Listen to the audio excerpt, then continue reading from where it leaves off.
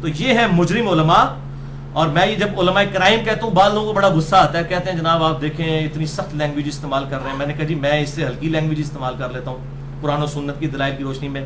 قرآن حکیم میں اللہ تعالیٰ نے سورۃ الاعراف کی آیت نمبر 175 اور 176 میں علماء سوء کو کتے کی مثال بیان دی ہے. یعنی میں تو کہہ رہا ہوں مجرم علماء, اللہ تعالیٰ نے کہا کہ یہ کتے کی مثل ہے. اور پھر اللہ تعالیٰ جس طرح کتا ہے نا, یہ اس کو کوئی چیز ملے تب بھی یہ زبان ہانپتا رہتا ہے, نہ ملے تب بھی یہ ہانپتا رہتا ہے. یعنی اس کی لالچ ختم نہیں ہوتی, ہر وقت رال ٹپکتی رہتی ہے.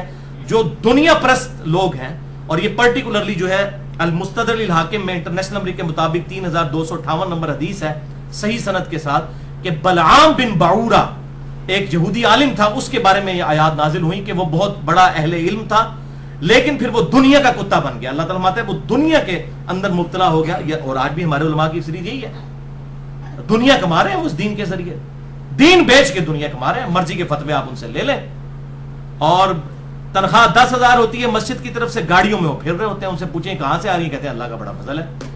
وہ جو اسمگلر بھی کہتے ہیں اللہ کا بڑا فضل ہے, اور جو فلمی ایکٹر ہے وہ بھی کہتے ہیں اللہ کا بڑا فضل ہے, اور جو 5-10 ہزار مولوی تنخواہ لے رہا ہے وہ بھی بڑا کہتا ہے اللہ کا فضل ہے کہ بھئی یہ سب کچھ کیا کر رہا ہے, چندے میں سے کھا رہا ہے اور کیا کر رہا ہے,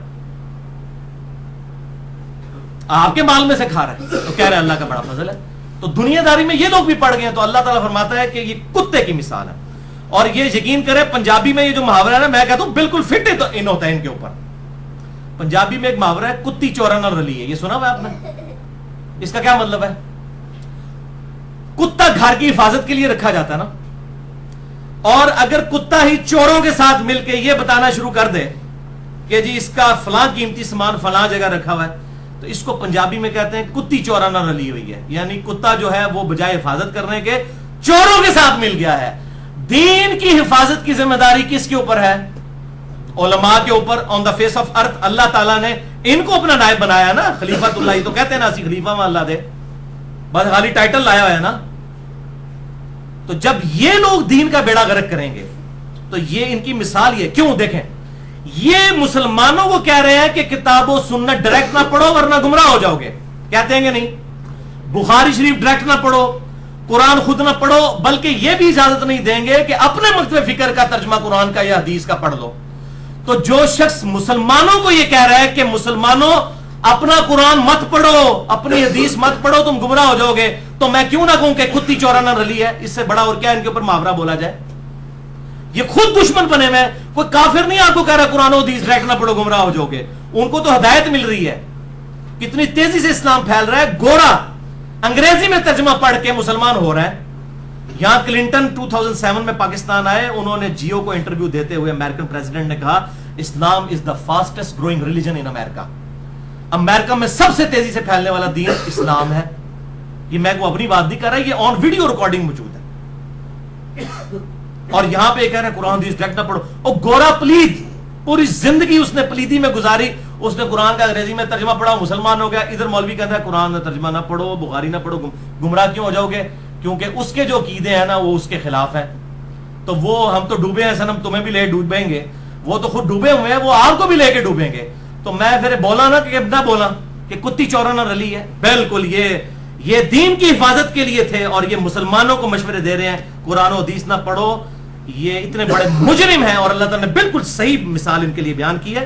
لہٰذا میرے پہ آندہ کوئی غصہ نہ کھائے اگر میں کہتا ہوں نا مجرم علماء یا علماء کرائم, تو یہ بہت چھوٹی مثال ہے. قرآن میں تو اللہ تعالیٰ نے کہا ہے کہ یہ کتے کی مثال ہے, جو لوگ دنیا کے کتے بنے ہوئے ہیں اور لوگوں کا قبلہ خراب کر رہے ہیں. بولے اعوذ باللہ تعالی. اور پھر یہ انہوں نے ٹھیکہ لیا ہوا ہے لوگوں کو, کہتے ہیں جی ڈگری تو ہم نے دینی ہے, جی ہمارے مدرسے کی ڈگری ہوگی پھر ہم علماء کو مانیں گے. وہ علماء جو ہماری ڈگری نہیں لیں گے, اور پائی اپنی جعلی ڈگریاں اپنے کول رکھو. تہاڈی ڈگریاں دی رتی برابر بھی حیثیت نہیں ہے. اور اس کا میں آپ کو تجربہ بتاتا ہوں, یہ ڈگری ہولڈر علماء آپ چیک کر کے دیکھ لیں, ان کے سامنے آپ قرآن کہیں رینڈملی 30واں پارہ کھول کے رکھیں نا, ان کو کہیں ذرا بغیر آپ ترجمہ دیکھے نا اس عربی کا ترجمہ کر کے بتائیں. بخاری مسلم تے بھول ہی جاؤ نا کہ ترجمہ کر سکتے ہیں, وہ تے عربی پیور لنگوسٹک ہے. قرآن کی عربی تو آسان ہے, حدیث کی جو عربی ہے بہت مشکل ہے. آپ جائیں بالکل فریش فارغ التحصیل, بریلوی, دیوبندی, اہل حدیث, شیعہ, فریش عالم دین کوئی بھی ہے اس کو بلا کے سامنے رکھیں قرآن اور اسے کہ ترجمہ کر جائے تو منو آگے پڑھ لینا. نہیں کر سکتے. ہم عربی میں پڑھتے ہیں اور عربی بھی نہیں آتی رہا. جعلی ڈگریاں بھائی تواڈے کول جعلی ڈگریاں نے, ساڈے کول الحمدللہ انٹرنیشنل نہیں یونیورسل ڈگری ہے. اور وہ کون سی ڈگری؟ صحیح بخاری میں حدیث ہے انٹرنیشنل نمبر کے مطابق 3461. مشکات میں کتاب العلم چیپٹر میں پہلی حدیث انٹرنیشنل نمبر کے مطابق 198 نمبر یہی حدیث ہے, بلغوا عنی ولو آیا. ہمارے محبوب صلی اللہ علیہ وسلم نے فرمایا پہنچا دو میری طرف سے خواہ تمہیں ایک آیت بھی آتی ہو. کہ مولوی تو کہنا ہے جناب کہ پوری ڈگری لگو تو اسی مولوی بنو گے. اللہ کے نبی کا فرما رہے ایک آیت بھی آتی ہے نا تو تواڈے کول ڈگری ہے میری طرفوں. لو ہن اسی تواڈی مدرسیاں دی جعلی ڈگریاں لویے کہ نبی صلی اللہ علیہ وسلم کی ڈگری لیں, آپ صلی اللہ علیہ وسلم کی ڈگری کہ ایک آیت بھی آتی ہے. کسی کو وضو کا طریقہ آتا ہے وہ وضو کا طریقہ لوگوں کو سکھا دے, کسی کو نماز کا طریقہ آتا ہے وہ نماز کا طریقہ لوگوں کو سکھا دے, کسی کو کوئی صورت آتی ہے وہ صورت لوگوں کو سکھا دے. اس کے لیے ڈگری کی ضرورت تو نہیں ہے. ڈگری الحمدللہ ہمارے پاس پہلے ہی موجود ہے. آپ اپنے مدرسوں کی جعلی ڈگریاں اپنے پاس رکھیں. اور یہ مدرسے تو بنے بھی 330 ہجری میں پہلا مدرسہ بنا ہے آپ صلی اللہ علیہ وسلم کی وفات کے تقریباً آپ سمجھ لیں کوئی 350 سال کے بعد یہ الازہر یونیورسٹی بنی ہے. اس کے بعد یہ معاملات چلے اور باقی انڈیا پاکستان کے آپ کو جو مدرسے نظر آ رہے ہیں یہ صرف انگریزوں کے دور کے اندر بنے. ظاہر ہے کہ انہوں نے بھی روٹی روزی چلانی تھی تو مدرسے بنا کے اور لوگوں کا ایک بچہ حافظ کرا لو سارے لے جائے گا, باقی پاویں سارے آرام خوری کرتے رہو.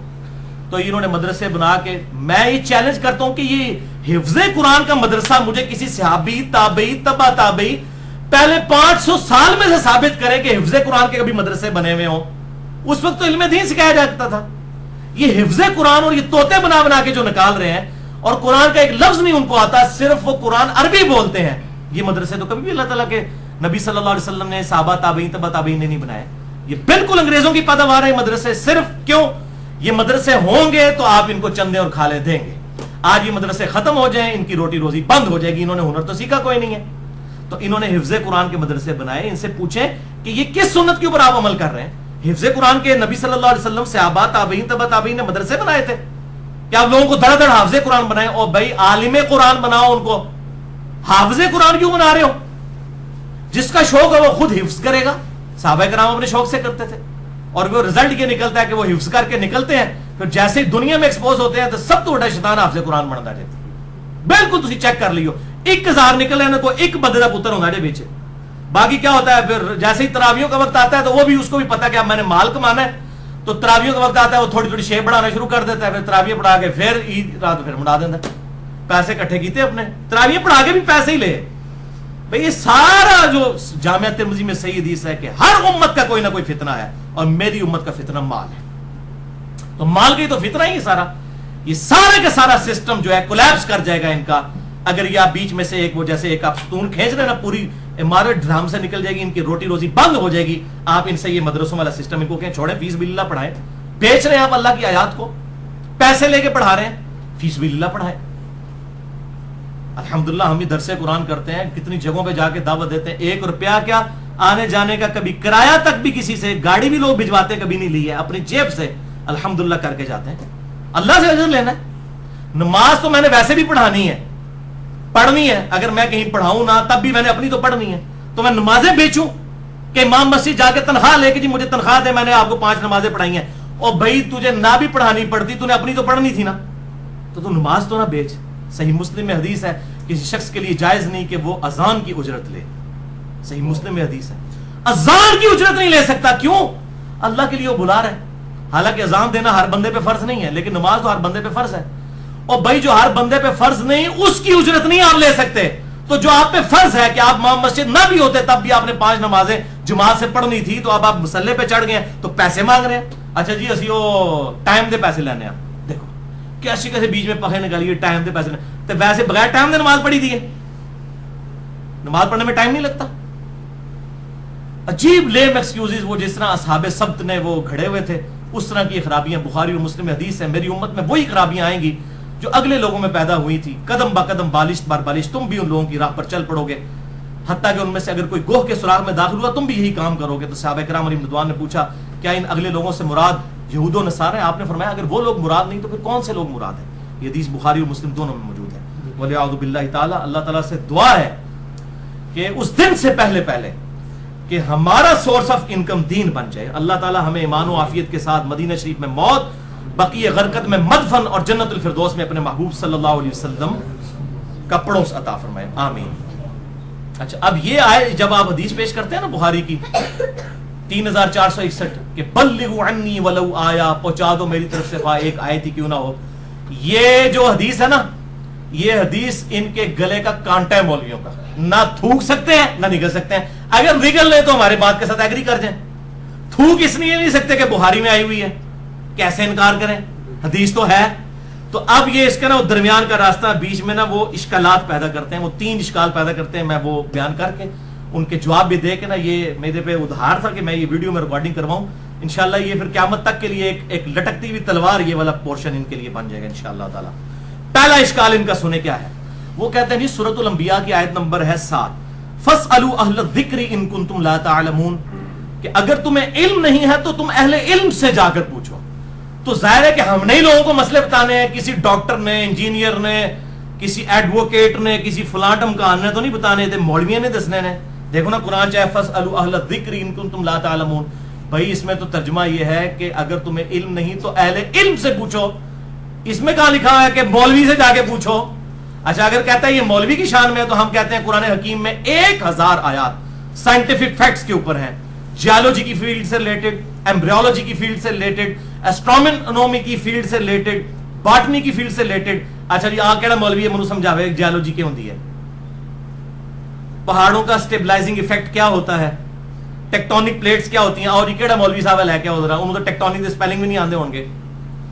تو پھر اہل ذکر تے نہ رہا نا قرآن, تو اس کا مطلب پورا تو قرآن اس کو بھی کوئی نہیں آتا, پھر تیری ڈگری کا کیا فائدہ پائی, پورا قرآن تو بھی کوئی نہیں آتا, تیری ڈگری کا کیا فائدہ اگر تو پورا قرآن 1000 آیات تو تجھے بھی کوئی نہیں آتی ہیں, تو باقی تیرے پاس بھی علم نہیں ہے, تو اصولاً تو تیرے پاس بھی نہیں جانا چاہیے. تو یہ ہے ان کو جواب کہ خدا کے لیے یہ آیا کہ اہل علم سے پوچھو, جو معاملات آپ کو پتہ ہے آپ لوگوں کو بتائیں, جو آپ کو نہیں پتا. ایسٹرونومی کا سوال ہوگا تو ایسٹرونومی فیلڈ کے بندے سے پوچھیں گے, ایمبریولوجی کا سوال ہوگا ایمبریولوجی کے کسی گائنی سے ریلیٹڈ بندے سے پوچھیں گے. اسی طریقے سے جیولوجی کا سوال ہوگا تو کسی جیولوجی کی فیلڈ کے بندے سے پوچھیں گے, اور وہ پھر بتائے گا. اچھا, پھر یہ کہتے ہیں کہ جی پھر ساڈے کول تے آؤ گے نا, کوئی گلاں تے اسی بھی دسنیاں نے, ہاں جی تواڈے کول دسنی ہے کہ تسی یہ دسو گے ہم یہ فرماتے ہیں, ہمارے بزرگ فرماتے ہیں, ہمارے علماء فرماتے ہیں, ہمارے حضرات فرماتے ہیں. نہیں, قرآن حکیم میں اللہ تعالیٰ نے فتویٰ دیا ہے سورۃ الاحقاف کی آیت نمبر 4 میں نبی صلی اللہ علیہ وسلم کے ذریعے کہ آپ فرما دیجئے ایتونی بکتاب من قبل ھذا او اثارۃ من علم ان کنتم صادقین. اے نبی ان سے فرماؤ اگر میرے ساتھ بحث کرنی ہے, ایتونی بکتاب من قبل ھذا, میرے پاس کوئی کتاب لے کر آؤ اس کتاب کے نازل ہونے سے پہلے. اگر قرآن کو نہیں مانتے ہو اپنی کوئی کتاب لے کر آؤ, او اثارۃ من علم ان کنتم صادقین, یا نبیوں کی کوئی حدیثیں آثار چل رہے ہو نا اس میں سے میرے ساتھ بات کرو. تو ٹھیک ہے, مولویوں سے بھی ہم کہیں گے کہ مولویوں تو یہ کہتے ہو نا کہ تواڈے کول مسئلہ پوچھنا ہے, تم اہل الذکر ہو, تو ہمیں پھر یہ نہیں کہو گے کہ مسئلہ یہ ہے, تم بتاؤ گے قرآن میں یہ لکھا ہوا ہے, حدیث میں یہ لکھا ہوا ہے, ہم تمہاری جوتیاں اپنے سروں پہ رکھ لیں گے. لیکن انشاءاللہ کبھی آپ کی جوتیوں کو یہ توفیق نہیں ملے گی کہ ہمارے سروں تک پہنچے, کیونکہ آپ کی یہ تربیت ہی نہیں ہوئی ہے. آپ نے تو اپنے بزرگوں سے بھی یہ سنا ہے کہ بزرگ فرماتے ہیں. میں حضرات کو رائیونڈ گیا نا, تو وہاں پہ حضرات جو 90 سال کے بابے, ان کی تقریر سنی, وہ بھی کہتے ہیں حضرات فرماتے ہیں. میں نے کہا اچھا اس سے بھی کوئی بڑے حضرات ہیں, یعنی حضرات فرماتے ہیں, بزرگ فرماتے ہیں, ایک بزرگ کہتے ہیں اگلے بزرگ فرماتے ہیں, وہ کہتے ہیں اس سے اگلے بزرگ. تو یہ پوری ایک چین چل رہی ہوتی ہے بزرگوں کی. کیوں؟ اس کے پیچھے آپ ریزن سمجھیں. یہ بڑی اٹینٹو ہو کے گفتگو سننے والی میری طرف متوجہ رہے, بجائے آپ ایک دوسرے کا ہنسی مذاق کرنے کے. گفتگو تو ظاہر مذاق والی ہے, لیکن ہنسی مذاق کرنے کی بجائے اس کو آپ سنجیدگی کے ساتھ سنیں تاکہ بات سمجھ آئے. تو یہ بزرگوں کا فتنہ کیوں کھڑا کیا جاتا ہے؟ اگر میں بزرگوں کا فتنہ کھڑا کروں گا نا, کل کو میں بھی مرنا ہے, منوی تائیں بزرگ منیا جائے گا جو میں بھی کوئی بزرگ بنایا ہوئے گا. نہیں تو کہنے کہ مر گیا مردود, نہ فاتح نہ درود, کسی نے مننے والا ہی نہیں سی, اسی کو انہوں منی ہے. مزار انہیں بزرگوں کے بنیں گے جو خود ترغیب دلائیں گے کہ مزار بنائے جائیں, ورنہ بھائی میرے انشاءاللہ تعالی میرا مزار کسی نے نہیں بننے دینا. ہمارے یہاں ایک بڑے قریبی بزرگ تھے, وہ فوت ہو گئے. مجھے یاد ہے صحیح طریقے سے, جب ہم ان کے قبر پہ دفنانے کے لیے گئے تو لوگ وہ قبر جو گورکن تھا وہ مٹی تھوڑی زیادہ ڈالنے لگا, تو کتنے لوگوں نے شور مچایا, ان کا نہیں قبر اونچی نہیں کرنی, ایک بالش تھے, یہ بڑے سخت مخالفت کرتے تھے اس چیز کی. میں نے کہا واہ, جس نے مخالفت کی ہوئی ہے نا اس کے اوپر یہ معاملات ہوں گے بھی نہیں, اللہ تعالیٰ اسپیشل پروٹیکشن اس کی کرے گا الحمدللہ. تو تو یہ اشکال ان کا ختم ہوا. دوسرا اشکال سنیں, وہ کہتے ہیں جی ہم تو ڈائریکٹ عربی کتابیں پڑھ لیتے ہیں, ہم ان میں سے حوالے دیتے ہیں, تو چونکہ ہمارے پاس ڈگری ہے عربی کی لہٰذا جو ہے نا وہ ہم زیادہ اہل ہیں کہ ہم ڈائریکٹ کتاب میں سے بتائیں گے مسئلہ. میں انہوں نے چیلنج کرنا ہے, انہوں نے مولوی بنا کے پہ کٹ دینے نا, یہ بخاری مسلم کا مجھے ترجمہ کر کے بتا دیں. کوئی ہزاروں لاکھوں میں ایک بندہ ہوتا ہے جو عربی لنگوسٹک کا ترجمہ کر سکتا ہے, ایون قرآن کا ترجمہ بھی ان کو نہیں آتا مکمل طور پر. یہ صرف انہوں نے دھوکہ کیا ہوا. آپ ذرا فریش فاروق تحصیل کل جا کے تجربہ کریں گے مولوی کا, بہ جائے اتنی اس بات کا ترجمہ کر کے دس کار جائے منہ آگے پھاڑ لینا. بخاری مسلم کا ترجمہ تو سوچ بھی نہیں سکتے یہ کر سکیں گے, قرآن کا ترجمہ بھی نہیں. اور یہ پھر کہتے ہیں ہمیں عربی میں ڈائریکٹ علم پڑا ہوا ہے لہٰذا ہم جو ہے نا وہ چونکہ ریفرنس ڈائریکٹ دیتے ہیں. تو میرے بھائی ہم آپ سے عربی اردو کی بات نہیں کر رہے ہیں, ہمیں یہ بتائیں کہ آپ نے جو عربی کتابوں کے اردو میں ترجمے کیے ہیں یہ کس لیے پھر کیے ہیں؟ آپ کو تو عربی پہلے ہی آتی تھی آپ کے مولویوں کو, یہ ان کے پرسنل نوٹس تھے؟ نہیں جی, عوام کے لیے کیے ہیں. اچھا عوام کے لیے کیے تھے تو اگر وہی عوام آپ کے بزرگوں کا ترجمہ پڑھ کے آپ کو کوئی بات بتاتی ہے, آپ کہتے تو عربی نہیں آتی, کیسی بے ایمانی ہے.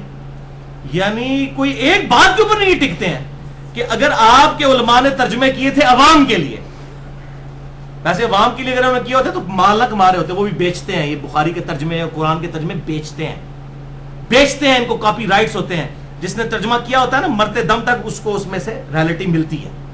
یہ بیچے ہوئے ہیں انہوں نے, یہ ویسے کہتے ہیں ہم نے عوام کے لیے کیے ہیں, اپنے لیے کیے ہیں انہوں نے, اور کہتے ہیں عوام کو چلے پتہ چلے گا ہم تو وہ ترجمے کر دیں. اچھا ایک پرائمری سکول کا بچہ ایک مولوی صاحب کو جا کے کہتا ہے کہ بھائی سورۃ البقرہ کی آیت نمبر 279 میں لکھا ہوا ہے کہ جو شخص سود کھائے گا اللہ اور اس کے رسول عز و جل و صلی اللہ علیہ وآلہ وسلم کا اعلان جنگ ہے اس کے خلاف. اب مولوی صاحب کہتے ہیں اوے تیری تعلیم کتنی ہے؟ وہ کہتا ہے جی میں پرائمری پڑھنا. تو تیرے کو ڈگری ہے؟ نہیں. جا دفعہ ہو جا, میں نہیں مانتا. تو اب وہ مولوی مسلمان بھی رہ جائے گا؟ اب مولوی کا کام ہے وہ قرآن اٹھائے سورۃ البقرہ کی 279 نمبر آیت پڑھے اور کہ ہاں بیٹا بڑی بات ہے, آپ کو بیٹا یہ بات پتا تھی, اللہ کا شکر ہے آپ نے مجھے یہ بات بتائی ہے اور آپ کی بات بالکل ٹھیک ہے, قرآن میں لکھی ہے. اور بھائی وہ اس بچے کی بات نہیں مان رہا, وہ قرآن کی بات مان رہا ہے. اس طریقے سے اگر ہم کوئی ریفرنس دیتے ہیں کہ بخاری میں لکھا ہے, مسلم میں لکھا ہے, ابو داؤد میں لکھا ہے, قرآن میں لکھا ہے, آپ ہماری بات تو نہیں مان رہے, اللہ اور اس کے رسول عز و جل و صلی اللہ علیہ وآلہ وسلم کی بات مان رہے ہیں. اور اگر آپ اس کا انکار کریں گے تو آپ یہ کسی مغالطے میں نہ رہیں کہ آپ انجینئر محمد علی مرزا صاحب کا انکار کر رہے ہیں, آپ اللہ اور اس کے رسول کی تعلیمات کا انکار کر کے اپنی آخرت برباد کر رہے ہیں وَلِعَاذُ بِاللَّهِ تعالی. تو یہ اپنی فکر کریں. اور ویسے یہ عام طور پہ نا آپ کو کہتے ہوئے نظر آئیں گے جی وہ صحیح بخاری میں حدیث ہے 2311 نمبر کہ شیطان نے انسانی شکل میں آ کے آیت الکرسی کا وظیفہ حضرت ابو ہریرہ کو تعلیم کیا, آپ صلی اللہ علیہ وسلم نے اس کی توثیق کر دی. تو چنگی گل اگر شیطان بھی کرے نا تو لے لینی چاہیے. کیا اب میں ان کو کہتا ہوں اب اس میں ایڈ کر لیں کہ چنگی گل اگر شیطان بھی کرے لے لینی چاہیے, پر چنگی گل اگر محمد علی مرزا صاحب کرن انجینئر صاحب تو وہ نہیں لینی چاہیے, کیونکہ انہوں نے تو شیطان تو بڑا درجہ دے دیتا ہے. یعنی آپ دنیا میں کسی انسان کو بڑے سے بڑا مجرم شیطان ہی کہہ سکتے. دنیا میں اللہ تعالیٰ کا سب سے باغی سب سے بڑا مجرم کون ہے؟ شیطان. شیطان سے بڑا کوئی نہیں, اس پہ تو اجماع ہے نا. شیطان سے بڑا ظالم, شیطان سے بڑا جو ہے وہ اللہ تعالیٰ کا مجرم جو اللہ کے نیک بندوں کو بھی گمراہ کر کے دوزخ تک پہنچاتا ہے, کوئی نہیں ہے. اس کا وظیفہ دیا ہوا نبی صلی اللہ علیہ وسلم انڈورس کر دے تو ٹھیک. اگر ہم بخاری اور مسلم سے قرآن حکیم سے حوالے دیں آپ صلی اللہ علیہ وسلم کے ریفرنس سے, اپنے ذاتی نہیں آپ کے ترجموں میں سے, آپ کے نہیں گلا ٹھیک نے پر کرنی نہیں چاہیے یا گلا ٹھیک نے لیکن ایسی مننی ہے نہیں نے, تو پھر ہم تو یہی کہیں گے میرے بھائی کہ آپ اپنے دماغ کا علاج کوائیں. آپ کے اوپر کیا غلط کامنٹس کوئی اس طرح کے کیے جائیں, ہم تو یہی کہیں گے کہ یہ آپ کے دماغ کا علاج ہونا چاہیے. تیسرا اشکال وہ کہتے ہیں کہ جی اب یہ اشکال آپ دیکھیں یہ کسی نے نہیں ابھی تک سالو کیا ہے. اے انشاءاللہ اللہ دے فضل نال اے اسلام دا خادم کرے گا اس دا بھی دفاع. یہ کہتے ہیں دیکھیں جی آپ بیمار ہوتے ہیں تو آپ کسی مولوی کے پاس تو نہیں جاتے, ڈاکٹر سے دوائی لینے کے لیے جاتے ہیں, ٹھیک ہے جی. اسی طریقے سے اگر آپ کا کوئی انجینئرنگ کا مسئلہ ہوتا ہے تو آپ کسی انجینئرنگ کے فیلڈ کے پاس جاتے ہیں. اگر آپ نے کوئی مقدمہ لڑنا ہے تو آپ کسی ایڈوکیٹ کے پاس جاتے ہیں. جب دین کی باری آتی ہے تو انجینئر بھی میدان میں اترے ہوئے ہیں, ڈاکٹر بھی اترے ہوئے ہیں, ایڈوکیٹ بھی اترے ہوئے ہیں, آپ لوگ بھی اترے ہوئے ہیں, ادھر بھی ہمیں اکیلا رہنے دینا. تو یہ آن دا فیس آف آرگومنٹ ان کی بات بالکل ٹھیک لگتی ہے, لیکن میرے بھائیو یہ 100% ان کی بات غلط ہے. اس کی وجہ یہ ہے کہ ڈاکٹر انجینئر بننا ہر مسلمان پہ فرض ہے کیا؟ بتائیں. لیکن علم دین حاصل کرنا ہر مسلمان پہ فرض ہے، اس پہ تو کوئی دوسری رائے نہیں ہے. قبر میں جو سوال سیدنا ابو بکر سے ہونا ہے رضی اللہ تعالیٰ عنہ علیہ السلام، وہی ایک ڈاکٹر سے ہونا ہے، وہی ایک انجینئر سے ہونا ہے، وہی ایک ایڈوکیٹ سے ہونا ہے، وہی ایک جو ہے وہ ریڈی بان سے ہونا ہے، وہی ایک شیخ الحدیث سے ہونا ہے، وہی ایک شیخ القرآن سے ہونا ہے، وہی ایک جاہل سے ہونا ہے، وہی ایک موچی سے ہونا ہے. جب سوال سب سے ایک ہونا ہے تو سب کے پاس علم بھی تو ایک جیسا ہونا چاہیے نا، ڈیٹم لیول کا علم. میں وہ ان ڈیپتھ علم تو میں بتا رہا ہوں مولویوں کے پاس بھی نہیں ہے، اسٹرانومی کا علم ان کے پاس بھی نہیں، جیولوجی کا ان کے پاس بھی نہیں. ہر چیز کا آتا تو ہر شخص کر بھی نہیں سکتا، لیکن ڈیٹم لیول کا علم تو ہر بندے کے پاس ہونا چاہیے کہ نہیں. تو پھر یہ کیوں قدغن لگاتے ہیں کہ جو علماء کی، اچھا کہتے ہیں جی آپ ڈاکٹر آپ کو مشورہ، کیسی مثالیں دے، کہتے ہیں ڈاکٹر آپ کو دوائی لکھ کے دیتا ہے، آپ نے کبھی اس سے بحث نہیں کرتے، آنکھیں بند کر کے وہ دوائی مارکیٹ سے خریدتے ہیں اور آپ کھانا شروع کر دیتے ہیں. تے اصلی جو مسئلہ تمہیں دسنے ہے تسی اکھاں بند کر کے عمل کرو. آج یہ جواب دو، یہ جواب بھی سن لو. اور بھائی ڈاکٹر جو دوائی لکھتا ہے نا، وہ جب ہم مارکیٹ جا کے دوائی لیتے ہیں نا تو میڈیکل سٹور والا بھی اس کو کنفرم کرتا ہے کہ ہاں جی اس نام کی دوائی ایگزسٹ کرتی ہے، یہ اس کمپنی کی دوائی ہے، اور وہ دے دیتا ہے. اور تسی مولوی بڑے مسئلے دس دیو نا، وہ اسی جو میڈیکل سٹور لے کے جانے ہیں نا، یعنی قرآن اور حدیث کھولنے ہیں نہ، وہ قرآن چ مسئلہ نکلتا ہے نہ حدیث چ نکلتا ہے، تو اڈی جعلی دوائیاں لکھیاں ہوئی ہیں. وہ ڈاکٹر تو بہت اچھا ہے، تو اسی ڈاکٹر کی جتی نہ رل دے. ڈاکٹر جو دوائی لکھ کے دیتا ہے وہ کمپنی کی ہوتی ہے، جا کے مل جاتی ہے میڈیکل سٹور سے. آپ جو جھوٹے مسئلے لوگوں کو بتاتے ہیں، جب ہم میڈیکل سٹور پہ جاتے ہیں، یعنی اسلام کا میڈیکل سٹور کیا ہے؟ کتاب و سنت. جب ہم وہاں جا کر کاؤنٹر چیک کرنے لگتے ہیں کہ بھئی یہ کتاب اللہ میں یہ دوائی موجود ہے، کہیں حدیث میں نکلتی کوئی نہیں، اور جعلی ڈگریاں لو، تسی دوائی جعلی لکھ دو، اس نام کی دوائی دنیا کوئی نہیں ہوتی، تسی ڈاکٹراں دی مثالاں دیندے ہو. اے پھکی لے جاؤ، یہ ہوں یاد کرو گے کسی نے انہوں پھکی دیتی سی صحیح، اینٹی وینم، جس کو پنجابی میں پھکی کہتا ہوں اور اردو میں الزامی جواب، اور سائنٹیفک لینگویج میں ہم اسے کہتے ہیں اینٹی وینم. وینم کہتے ہیں سانپ کے زہر کو. کوبرا سانپ جب کاٹ جائے نا، اس کے زہر کا علاج کسی ویکسین سے نہیں ہوتا، کوبرے کے ہی زہر سے ایک اینٹی وینم تیار ہوتا ہے، اس وہ لگائے نا اگر 1-1.5 گھنٹے کے اندر تو بندہ بچ جاتا ہے. تو یہ میرے الزامی جواب ان کے اینٹی وینم ہے کہ دوائی لکھو جناب مفتی صاحب، بریلوی دیوبندی اہل حدیث شیعہ مفتی صاحب، دوائی لکھو، اسی دوائی تہاڈی چیک کرنی ہے. ڈاکٹر لکھ کے دیتا ہے نا نسخہ، تے جا کے چیک ہو جاتا ہے، جا کے میڈیکل سٹور سے مل تو جاتا ہے نا. آپ جب دوائی لکھ کے دیتے ہیں وہ نہ قرآن میں نہ حدیث میں آپ نے اپنے بزرگوں کے لکھ کے دیے ہوتے ہیں، تو یہ بالکل جعلی باتیں ہیں. اور اس قسم کی انہوں نے جعلی ڈگریاں، اور پھر ان کی آپ ڈگری بھی لے کے آ جائیں، میں آپ کو بتاؤں، دل بے ایمان تے اٹھتا ٹھیر. ایک محاورہ اردو میں بولا جاتا ہے کہ دل بے ایمانی پہ اتر آئے نا تو لیم ایکسکیوزز بے شمار ہے. آپ یقین کریں ان کے مدرسے کی، مجھے بھی کئی لوگ مشورہ دیتے ہیں جا کے ڈگری لے لو. میں تو ویسے کسی مولوی کو جانے جو ہی نہیں رہا، کس کے پاس جا کے ڈگری لوں. اگر آپ ڈگری بھی لے کے آ جائیں نا، اس مدرسے کے خلاف یا اس اسکول آف تھاٹ کے خلاف بات کر دینا، کہتے ہیں بندہ ساڈا سی ڈگری بھی ساڈے کو لئی، پر اون خراب ہو گیا، اون گمراہ ہو گیا، پھر ڈگری کا فائدہ کو نہیں. اور تہاڈی ڈگری ایڈی جعلی ہے کہ تہاڈے کو ڈگری لے کے بندہ گمراہ ہو گیا. ہونا تو چاہیے تھا آپ کی ڈگری لے کے، ڈگری تو اس لیے لی جاتی ہے نا بندہ ہدایت پہ رہے. آپ کی ڈگری لے کے بھی گمراہ ہو گیا بندہ، تے پھر تے جناب بندے کا قصور نہیں ہے، قصور تے تہاڈی ڈگری دا. بھائی اپنی ڈگری جعلی جڑی ہے وہ صحیح کرواؤ. ڈگری جو ڈگری لی ہے جی ہماری، لیکن بعد میں اور پھر یہ ان کی ڈگریاں، ان سے پوچھیں، کسی بریلوی سے پوچھیں کہ کس کی ڈگری لیں، وہ کہے گا ہماری لیں. جو بندی اہل حدیث شیعہ فارغ نے، جو بندی کو جاؤ کہیں گے جی بریلوی فارغ، اہل حدیث فارغ، شیعہ فارغ. شیعہ کے پاس جائیں گے وہ یہ سارے فارغ، اہل حدیث کہیں گے سارے فارغ، اور وہ کہیں گے ہماری ڈگری. اچھا ڈگریوں پہ بھی متفق، پھر کون سی ڈگری لیں ہم؟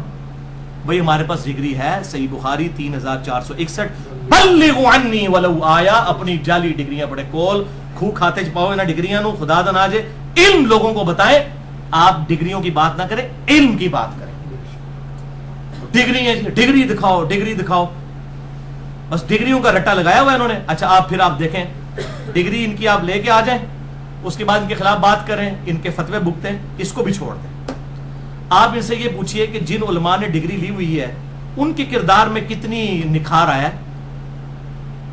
ایک مولوی بولتا ہے پاکستان میں دیوبندیوں کا فضل الرحمان صاحب کی ویڈیو بنی ہوئی ہے، انہوں نے کہا یہ طاہر الپادری ہے، طاہر القادری صاحب کا طاہر الپادری، اور یہ جو ہے مسلمانوں کا جے سالک ہے. وہ جے سالک بھی خیر فوت ہو چکا ہے، عیسائیوں کا سیاسی لیڈر تھا. یہ ڈگری کی آؤٹ پٹ میں آپ کو دکھا رہا ہوں، اور یہ نہ سمجھیں یہ آج کے لوگ ہیں. 1905 میں احمد صاحب بریلوی صاحب نے کتاب لکھی حسام الارمین، اس میں انہوں نے علماء دیوبند کو کہا یہ شیطان اور قادیانی کے دم چھلے ہیں رشید احمد گنگوئی اور قاسم ننوتوی. یہ آپ لینگویج دیکھیں ان کی. اچھا اس کا جواب جب دیوبندیوں نے 1906 میں دیا المحند المفند, اور انہوں نے اس کے جواب میں لکھا کہ احمد بریلوی اور ان کی جماعت پوری, ان کے علماء اور ان کی پبلک ایک شیطانی لشکر ہے جو ہم پہ حملہ آور ہو گیا. یہ میں آپ کو ڈگریوں کی شکل دکھا رہا ہوں, یہ ڈگریوں والوں کی لینگویج آپ سنیں. شیطان سے کم ٹائٹل نہیں کسی کو دیتے. اگر ڈگریوں سے فرق پڑتا تو ان کے بزرگوں کو تو پڑ جاتا ہے. میں بزرگوں کے حوالے دے رہا ہوں, آج کل کے لوگوں کے نہیں. احسان علی ظہیر صاحب البریلویہ کتاب انہوں نے لکھی, احمد بریلوی صاحب کے بارے میں لکھا کہ احمد بریلوی صاحب رافضی تھے, نعوذ باللہ من ذالک. یہ اتنا بڑا جھوٹ ہے کہ کوئی شخص یہ کہہ دے کہ مولانا مودودی رحمہ اللہ ناسبی تھے جو حضرت علی کا دفاع کرتے رہے پوری زندگی, یا کوئی یہ کہہ دے کہ صلاح الدین یوسف صاحب رافضی ہیں جو پوری زندگی جو ہے وہ ناسبیت والا ہی کردار ادا کرتے رہے. یہ اتنا بڑا جھوٹ ہے کہ کوئی شخص یہ بول دے کہ احمد بریلوی صاحب رافضی تھے. احمد بریلوی صاحب نے تو رد الرافضہ لکھی جس پہ گورنمنٹ آف پاکستان نے پابندی لگائی ہوئی ہے, جس میں انہوں نے 7 کفر کے فتوے لگائے ہیں رافضیوں کے اوپر جو غالی رافضی شیعہ ہے. اس کتاب پر پابندی ہے, اور اس شخص کو انہوں نے کہا کہ جی یہ رافضی, یعنی جب بندہ بےایمانی پہ اترا ہے اس کا تو علاج ہی کوئی نہیں ہے, اور دلیل کوئی علمی دلیل نہیں دی ہے. حالانکہ احمد بریلوی صاحب کے آپ فتوے پڑھے, وہ تو کہتے ہیں شیعہ کے مجلس میں جانا حرام, اس کا کھانا حرام, شیعہ سے نکاح حرام. یہ میں اپنا موقف نہیں بتا رہا ہوں, ان کے موقع میں بتا رہا ہوں. اور وہ یہ کہتے ہیں کہ جی ان کی مجلس میں گفتگو سننا حرام, ان کے جلوس کو دیکھنا حرام. وہ تو اس لیول تک مخالف تھے جب یہ سب لوگ بھیکی بلیاں بنے ہوئے تھے. اس وقت انہوں نے جو ہے وہ رافضیوں کے بارے میں اتنی آؤٹ سپوکن بات کی, ظاہر میں غلوب بھی کر دیا. اس بندے کو کہہ رہے ہیں کہ وہ رافضی تھا, اور کہتے ہیں دیکھیں جی ان کے والد کا نام تھا نقی علی خان اور ان کے دادا کا نام تھا تقی علی خان. دیکھ تو بھائی انڈیا, پاکستان اور بنگلہ دیش میں جو مجدد اعظم ہے اہل حدیث کے, ان کا نام ہے نذیر حسین دہلوی, ان کے بھی نام میں حسین آتا ہے. یہ اصل میں سعودی عرب والوں نے جو ٹوٹکا پڑھایا نا, آج بھی آپ دیکھیں نا کسی کے وہ پاسپورٹ پہ علی حسن حسین لکھا ہو نا, اس کو علیحدہ کر لیتے ہیں. یعنی ایک طرف کہتے ہیں ہم علی حسن حسین کو مانتے ہیں, دوسری طرف ان کو شک پڑ جاتا ہے کہ شیعہ نہ ہو. تو یہ وہ چیز ہے جو یہاں پہ بھی انجیکٹ ہو گئی ہے کہ ناموں کی بنیاد کے اوپر. بھائی ناموں سے کیا فرق پڑتا ہے, آپ ناموں کو نہیں مانتے. حسن حسین کیا جنتی نوجوانوں کے سردار نہیں ہے؟ اگر کسی کے نام میں آ جاتا ہے تو آپ اس کو رافضی کہنا شروع کر دیں گے. بولے اعوذ باللہ تعالی, یہ کون سا آپ نے دین بنایا؟ کوئی علمی بات کریں. تو انہوں نے البریلویہ کتاب میں اس قسم کے جذباتی اور کچھ جھوٹے شعر حمزہ بریلوی کی طرف منسوب لکھ دیے, اور پھر کریکٹر کے اوپر حملہ کیا, جی رنگ کالا تھا, یہ تھا. پھر تو میں تو حضرت بلال پہ بھی کروں کہ ان کا بھی رنگ کالا تھا. کوئی علمی بات ہونی چاہیے. تو یہ ایک دوسرے کے ساتھ اس قسم کی حرکتیں کرتے ہیں, اور پھر ان کے فالوورز بھی پھر یہی کچھ کر رہے ہیں. اور پھر احمد بریلوی صاحب کو آپ دیکھیں, انہوں نے فتاوی رضویہ میں لکھا, کتنے سخت الفاظ لکھے. وہ لکھتے ہیں کہ دیوبند اور اہل حدیث کی مسجدیں مثل گرجا کے ہیں, ان میں نماز پڑھنا واجب الاعادہ مکروہ تحریمی ہے. اور پھر کہا کہ دیوبند اور اہل حدیث کو رافضیوں یعنی شیعہ سے برا کہنا رافضیوں پہ ظلم ہے, کیونکہ رافضی تو صرف صحابہ کے گستاخ ہیں, اور اہل حدیث اور دیوبندی رسول اللہ کے گستاخ ہیں. اینالوجی تو بالکل ٹھیک بنائی انہوں نے, جو اپنے زمان میں بنائی. اور پھر باقاعدہ اسماعیل دہلوی, جس کو میں بھی سمجھتا ہوں کہ اس کی کتاب تقویت الایمان میں گستاخیاں تھیں, اس کو انہوں نے کہا کہ اس کے بارے میں باقاعدہ شعر لکھا کہ وہ شہید لیلہ نجد تھا. یعنی محمد بن عبد الوہاب صاحب جو نجد کے رہنے والے تھے, نجد آف سعودیہ, نجد آف عراق کی نہیں بات کر رہا, تو وہ کہتے ہیں کہ اسماعیل دہلوی جو ہے یہ شہید لیلہ نجد ہے. اس کو لیلہ کہا کہ یہ اس سے متاثر ہو کے تو اس نے تقویت, حالانکہ جو محمد بن عبد الوہاب صاحب کی کتاب ہے کتاب التوحید, یقین کریں اتنی زبردست کتاب ہے, سوائے اکیا دکا چیزوں کے پرفیکٹ کتاب لکھی ہوئی ہے وہ. یہ تقویت الایمان جو ہے یہ تو گندگی کا پلندہ ہے, اس کا اس کتاب سے کوئی تعلق ہی نہیں ہے. ادھر مشہور کر دیا اس کتاب کا ترجمہ ہے, وہ کتاب پڑھو بھائی, اردو میں آ چکی ہے وہ کتاب التوحید محمد بن عبد الوہاب صاحب کی. اس کتاب کا اس کے ساتھ تعلق ہی نہیں, لیکن انہوں نے بنا دیا جی. اب جب یہ بات ہوتی ہے نا پھر وہ یہاں پہ بھی وہابی, حالانکہ محمد بن الوہاب صاحب جو ہے وہ سعودیہ اس علاقے میں تھے, اور آج کے بھی نہیں, سعودیہ تو اس وقت بنا بھی نہیں تھا, بہت پرانی بات ہے. تو اس وقت انہوں نے شعر کہہ دیا, تو اس قسم کے شعر کہتے ہیں یہ, اور پھر اس طرح لوگوں کو گمراہ کرتے ہیں. حالانکہ ان کی اپنی حالت یہ ہے کہ انہوں نے, ان کے بزرگوں نے اپنے ناموں کے کلمے پڑھوائے ہوئے ہیں. میں نے پورا لیکچر دیا ہے مسئلہ نمبر 71B, انڈیا اور پاکستان کے بزرگوں کی 19 گستاخانہ عبارات کا تحقیقی جائزہ. کوئی کلمہ پڑھوا رہا ہے لا الہ الا اللہ چشتی رسول اللہ, کوئی کلمہ پڑھوا رہا ہے لا الہ الا اللہ اشرف علی تھانوی رسول اللہ ولیاعوذ باللہ تعالی. یہ ان کے بزرگ بابے جو اپنے ناموں کا کلمہ پڑھایا کرتے ہیں جی, اور میں وہ سن رہا ہوں, کہتے ہیں جی دیکھیں ہمارے علماء کے نام, یہ جو انجینئر ہے اتنی گستاخی سے لیتا ہے, اتنے بڑے بڑے علماء کے نام, وہ بھائی جنہوں نے اپنے ناموں کے کلمے پڑھائے ہوئے میرے نزدیک وہ بڑے بڑے تو نہیں ہو سکتے نا, میں اپنا ایمان پر بات کروں گا ان کے بڑے بڑے ہو گئے. اب مجھے ایک نام اس پہ بڑے بڑے کے اوپر ایک اور لفظ بھی ہے لیکن میں بولنا نہیں چاہتا. بہرحال صحیح علم حاصل کریں اس کی شان ہے. اللہ تعالیٰ نے فرمایا سورہ الزمر کی آیت نمبر 9 میں قل هل يستوي الذين يعلمون والذين لا يعلمون, اے نبی صلی اللہ علیہ وسلم فرما دیجئے کہ بھلا علم والے اور بغیر علم والے برابر ہو سکتے ہیں. انما يتذكر اولو الالباب, نصیحت تو صرف وہی لوگ حاصل کرتے ہیں جو عقل والے ہیں. پھر سورہ فاطر کی آیت نمبر 28 میں ہے انما يخشى الله من عباده العلماء, اللہ کی خشیت اور معرفت تو صرف اہل علم کو حاصل ہے. اور پھر سورہ بنی اسرائیل میں جس شان سے آئی ہے آیت نمبر 36 وَلَا تَقْفُ مَا لَيْسَ لَكَ بِهِ عِلْمٌ إِنَّ السَّمْعَ وَالْبَصَرَ وَالْفُؤَادَ كُلُّ أُولَٰئِكَ كَانَ عَنْهُ مَسْئُولًا. اے انسان کسی چیز کی پیروی اس وقت تک مت کر جس وقت تک تیرے پاس ڈیفینیٹ علم اس کے بارے میں نہ آ جائے. بے شک یہ تین انسٹرومنٹ کان, آنکھیں اور عقل, اس کے بارے میں تم سے پوچھا جائے گا. دل ہو یا دماغ, عقل اپروپریٹ اس کی ٹرانسلیشن بنتی ہے کہ ان کو استعمال کر کے تم نے حق تک پہنچنے کی کوشش کیوں نہیں کی. تو ان تین انسٹرومنٹ سے دو علوم ہیں جن کو اللہ تعالیٰ نے سپورٹیو کیا ہے. ایک ریویلڈ نالج ہے وحی کا علم, اور ایک ایکوائرڈ نالج ہے جو سائنس کا علم ہے, the knowledge obtained through observations and experiments. یہ ریویلڈ نالج کا بھی ذکر قرآن حکیم میں موجود ہے. سورۃ البقرہ کی آیت نمبر 38 میں اللہ تعالیٰ نے واضح فرما دیا حضرت آدم علیہ السلام اور ان کے ذریعے پوری اولاد آدم کو قُلْنَا اهْبِطُوا مِنْهَا جَمِيعًا, تم سب کے سب اب زمین پر اتر جاؤ. فَإِمَّا يَأْتِيَنَّكُم مِّنِّي هُدًى, اب جب کبھی بھی کوئی ہدایت کی بات تم پر میری طرف سے آئے گی, فَمَن تَبِعَ هُدَايَا فَلَا خَوْفٌ عَلَيْهِمْ وَلَا هُمْ يَحْزَنُونَ, جو کوئی ہدایت کی پیروی کرے گا نہ اسے کوئی خوف ہوگا نہ غم ہوگا. وَالَّذِينَ كَفَرُوا وَكَذَّبُوا بِآيَاتِنَا أُولَٰئِكَ أَصْحَابُ النَّارِ هُمْ فِيهَا خَالِدُونَ, جو لوگ ہماری آیات کو جھٹلا دیں گے اور اس کا کفر کریں گے اور اس کو جھٹلائیں گے وہی ہوں گے دوست کی, ہمیشہ رہیں گے اس میں. اور پھر سورہ البقرہ کی آیت نمبر 31 میں آیا وَعَلَّمَ آدَمَ الْأَسْمَاءَ كُلَّهَا, اور ہم نے آدم علیہ السلام کو ہر چیز کے نام سکھا دیے تھے. یہ ہے وہ ایکوائرڈ نالج. پوٹینشلی آدم علیہ السلام کو اللہ تعالیٰ نے ہر چیز کے نام سکھا دیے. وہی علم ترقی کرتے کرتے آج اتنے عروج پر پہنچ چکا ہے. ہم نے ایسے موبائل فون بنا لیے ہیں جو 1500 کلومیٹر دور تک, 15,000 کلومیٹر دور تک بات کر سکتے ہیں. ایسے جہاز بنا لیے ہیں جو بغیر ریفیولنگ کے 8 سے 10,000 کلومیٹر تک اڑ سکتے ہیں. یہ وہی ہے وَعَلَّمَ آدَمَ الْأَسْمَاءَ كُلَّهَا. اس پہ میں نے پورا لیکچر بھی دیا ہے, مسئلہ نمبر 39, علم وحی اور علم سائنس کی اہمیت اور ان کا دائرہ کار. جسے شوق ہو تو وہ دیکھ سکتا ہے. بہرحال اس میں بھی اب یاد رکھیں کہ اس میں بھی پھر ایک خرابی آئی, ایک دجالی فتنہ آیا اور ایک جذباتی فتنہ. یہ بھی آپ سمجھ رہے ہیں. دجالی فتنہ یہ کہ روح سے آنکھ بند کر لی, ریویلڈ نالج سے آنکھ بند, صرف دنیا کو میٹر کی نظر سے دیکھا, وہ مٹیریلزم کا فتنہ. اور اسی کا سمبل بن کے وہ کہنا دجال بھی آئے گا, جس پہ میں نے مسئلہ نمبر 133 ریکارڈ کروایا.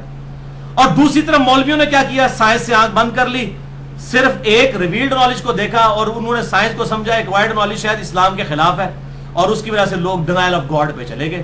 اب لوگ مولویوں سے متنفر ہو گئے, انہوں نے دین ہی چھوڑ دیا. اندازہ کریں آپ, دین چھوڑ دیا ان مولویوں کی وجہ سے, ان کے کردار کی وجہ سے, ڈینائل آف گاڈ. اور ویسے انسان کے اندر خواہش ہے میں اپنی مرضی کی زندگی گزاروں. بھائیو یہ میرے بات یاد رکھیے گا, جو شخص اپنی مرضی کی زندگی گزارنا چاہتا ہے نا, اس کی مرضی اور اس کی زندگی کے درمیان سب سے بڑی رکاوٹ خدا ہے.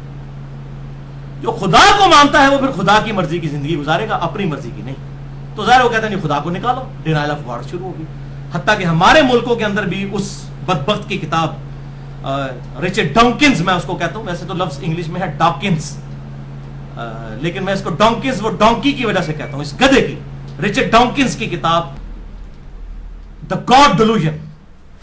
یہ کتاب جیسے علماء کرائم, یہ ڈونکنز, یہ گدھا جس نے یہ کتاب لکھی, 40 زبانوں میں اس کا ترجمہ ہوا ہے. اور ہمارے پاکستان انڈیا کے اندر بھی یہ کتاب بانٹی جا رہی ہے, انگلش میں لکھی گئی ہے ظاہر ہے, ڈینائل آف گاڈ کے اوپر. میں نے اس کا پورا پوسٹ مارٹم کیا ہے مسئلہ نمبر 83B کے عنوان سے, ہو کریٹڈ گاڈ اور جدید شیطانی وسوسوں کا تحقیقی جائزہ. اور اب اسی کا ورژن سی بھی آیا 83C, اس کا عنوان ہے ایگزسٹنس آف گاڈ, جو میں نے قائد اعظم یونیورسٹی اسلام آباد کی مسجد میں کچھ دن پہلے لیکچر دیا ہے. الحمدللہ جسے شوق ہو تو وہ دیکھ سکتا ہے. بہرحال اس حوالے سے مسئلہ نمبر 60 بھی ہے میرا, who is Allah in the light of latest scientific facts. اور ایک جملہ میں ضرور بولوں گا اپنا ایمان تازہ کرنے کے لیے کہ بھائیوں, روح کی آنکھ کو بھی بند نہ کریں, ایکوائرڈ نالج کی آنکھ کو بھی بند نہ کریں, ریویلڈ نالج کی آنکھ کو بھی بند نہ کریں. ایکوائرڈ نالج بہت اہم ہے، لیکن یہ صرف دو سوالوں سے ڈیل کرتا ہے، کیا اور کیوں، وٹ اینڈ وائی. زلزلہ آیا، کیا ہوا؟ زلزلہ آیا. کیوں آیا؟ ٹیکٹونک پلیٹس کی ڈسٹربنس کی وجہ سے. کیسے آیا؟ ہاؤ. یہ سائنس کا سوال نہیں، وہ کہتے ہیں it is physical phenomena of nature, یہ قانون قدرت ہے. اور اس پہ پھر ہم بولتے ہیں کہ اس کا جواب پھر آپ کو ریویلڈ نالج میں ملے گا. God is the only explanation of all the physical phenomena in this universe. خدا ہی وضاحت ہے تمام قدرت کے جو ہونے والے مظاہر ہیں، ان سب کے پیچھے خدا ہے. یہ میٹا فزکس کی بات ہو رہی ہے بھائیوں. ہاؤ کا جواب جو ہے وہ سائنس کے پاس نہیں ہے، اور یہ سائنس کی عاجزی ہے کہ وہ بیک فٹ پہ چلے گئے. انہوں نے کہا بس وٹ اور وائی تک رہیں گے، ہاؤ پہ نہیں ہم نے جانا. سارے معاملات ہی اس کے اندر ہیں، ہر مسئلے کا حل ہی اس کے اندر ہے، اسی سوال کے اندر. اسی کی تلاش میں آپ جب پہنچیں گے تو آپ کو یہ بات پتہ چلے گی کہ خدا ہے ایکسپلینیشن. تو اس پہ میں نے پورا لیکچر دیا ہے. مسئلہ نمبر 60، ہو از اللہ، اللہ کون ہے، جدید سائنسی حقائق کی روشنی میں. جسے شوق ہو تو وہ دیکھ سکتا ہے. آخر میں یہ میں باتیں 3 ریپیٹ کر دیتا ہوں. نمبر 1، میں نے علمی اپروچ اور جذباتی اپروچ کے بارے میں فرق بتایا. نمبر 2، علماء کرائم اور علماء پرائم. اچھا، میں نے اب ان کو علماء پرائم نام دیا ہے، جو صحیح علماء ہے. پرائم کہتے ہیں نا عزت والے. علماء عظام یہ کہتے ہیں نا، بڑے بڑے مشکل لفظ بول رہے ہوتے ہیں نا، علماء عظام. تو یہ علماء پرائم ہے، یعنی عزت والے علماء. اب منو پوچھ نہیں لینا کیڑے نے مرے ہوئے میں بہت جاننا، زندہ نہیں جانتا کسی نے. پوچھیں گے میں بتاؤں گا. امام بخاری ہیں، امام مسلم ہے، امام حنیفہ ہے، امام شافعی ہے، امام مالک ہے، امام احمد بن حنبل ہے. یہ علماء پرائم ہے. اور علماء کرائم ماشاءاللہ تھوک کے حساب سے ہے، آپ کو بتانے کی ضرورت نہیں، آپ کو پتہ ہے. اور تیسرا دجالی فتنہ اور جذباتی فتنہ. یہ دجالی فتنہ جو ہے یہ ڈاؤنکنز والا کہ آپ نے روح سے آنکھ بند کر لی اور صرف مٹیریل کی نظر سے دیکھ رہے ہیں. اور ایک جذباتی فتنہ ہے کہ آپ نے مٹیریل سے آنکھ بند کر لی، سائنس سے آنکھ بند کر لی، صرف روحانیت کو دیکھ رہے ہیں. اور آپ یہ سائنس کے علم کو روح کے خلاف سمجھتے ہیں، حالانکہ یہ قرآن حکیم میں تھا. وَعَلَّمَ آدَمَ الْأَسْمَاءَ كُلَّهَا. اور تیسری چیز جو میں نے خامدی صاحب کا قول بتایا تھا کہ علم کے میدان میں جذبات کی کوئی حیثیت نہیں ہوتی.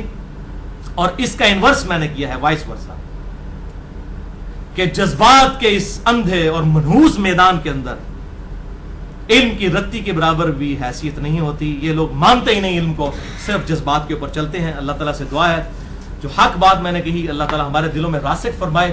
اگر جذبات میں میرے منہ سے کوئی غلط بات نکل گئی تو ہمارے دلوں سے محو کر دے، اور ہمیں کتاب و سنت کی تعلیمات پر عمل کر کے دوسرے بھائیوں تک پہنچانے کی توفیق عطا فرمائے. سبحانک اللہم بحمدک، اشہد ان لا الہ الا انت، استغفرک واتوب الیک، وما علینا الا البلاغ المبین.